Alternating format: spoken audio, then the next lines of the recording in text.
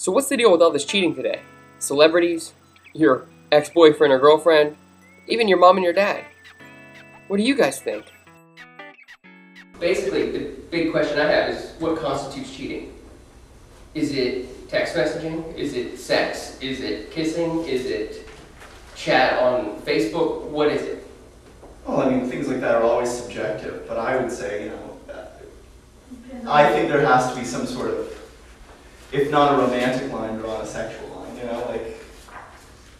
Okay, but when you say sexual, what do you mean? I mean, like, if you're touching my willy, then okay, so we're probably involved in sexual intercourse of some sort. Fair enough, so physical touching. Right. Okay. Well, but, emotional. if that's my thing, is if you're, budding a romance with someone, that can be just as detrimental to a relationship. Okay, so it's not so clear-cut then. Right.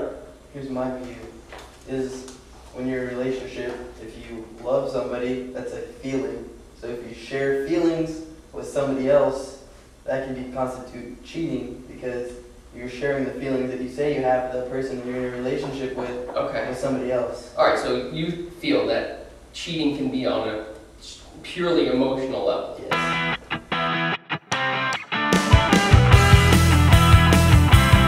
That, obviously if I'm just, ho-humming with someone on Facebook, then it's fine, but if I'm doing that, what are you wearing tonight, then that... Unless your partner thinks that ho-humming on Facebook is a problem. Well... Because that would compromise that relationship.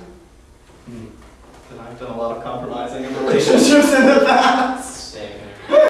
That it's anything that you don't want your partner to do with someone else, then you shouldn't do it with someone else. Like that. So it's kind of like, have that respect for your partner.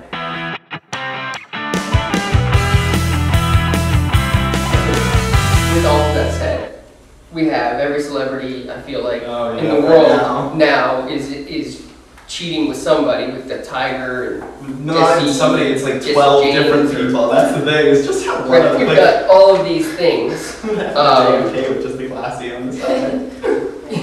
Right. But it's true, everybody's going to rehab now.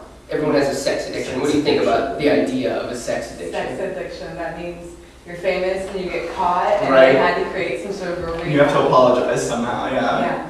So are you buying it when somebody goes to rehab and they say, oh, I'm going to rehab because I've had There's a beautiful affairs? line in the musical Wicked where the wizard is actually talking to the Wicked Witch of the West. He's going, the most celebrated are the rehabilitated. He's telling her he can take her image as the Wicked Witch and make her someone that Oz loves. And that's what I feel like these rehab clinics are doing. It's not that they're changing.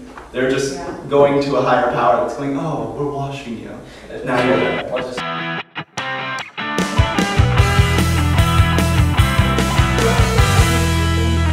Like, they shouldn't do it, but I don't think that's necessarily true because, like, if someone is, like, too possessive, it can, like, change the whole definition of that. Yeah, that's what I was going to get at after what she said. Like, at what point does it become too controlling? At what point are they trying to control you? At what point is it cheating and your partner is too controlling? Well, but, let's look back at Tiger. Let's say she wasn't controlling at all. He was just getting play when he would get off the golf course.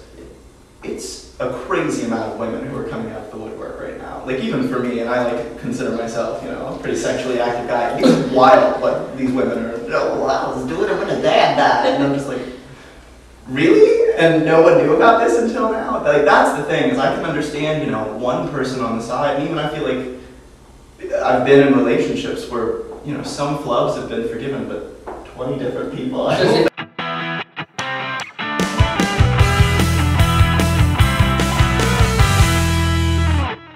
Is it setting a bad example for the rest of the world that says you can do whatever the hell you want and get away with it? You don't have to look at it as, it's someone doing a bad thing, but they're working through their problems and theirs. I think that's what people should focus on rather than their normal human problems that everyone has. And I don't think Tiger's professional life should be affected by what happened in his personal life. Like, if I was married and I got cheating, I'm not expecting to lose my job over having an affair with my wife. All right, well, that's a good point, though, that I didn't really think about. The only thing that I disagree with you about is that we as consumers are what put money in these celebrities' pockets ultimately. We're the consumers of it. So I guess ultimately we are making the decision of when it's okay and when it's not, because if we really felt that it wasn't, we would stop. We would stop buying, we would stop consuming.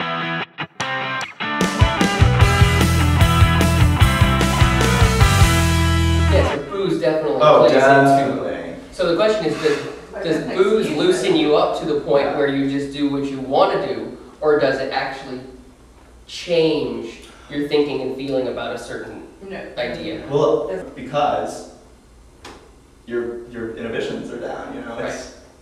But again, the question is, your inhibitions are down. Does that make you want to do things that you want to do already, right, or does it create new thinking? You only do what you already want. Nobody will ever do anything that's not.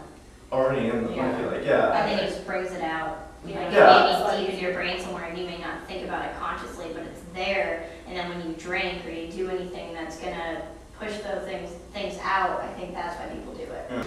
Okay. Well, it's like they say, like, a drunk man's actions, or a drunk man's words is a sober man's thoughts. So it's like, kind of applies to actions too. Like, A drunk man's actions are a sober man's thoughts. I like that a lot. I thought about it.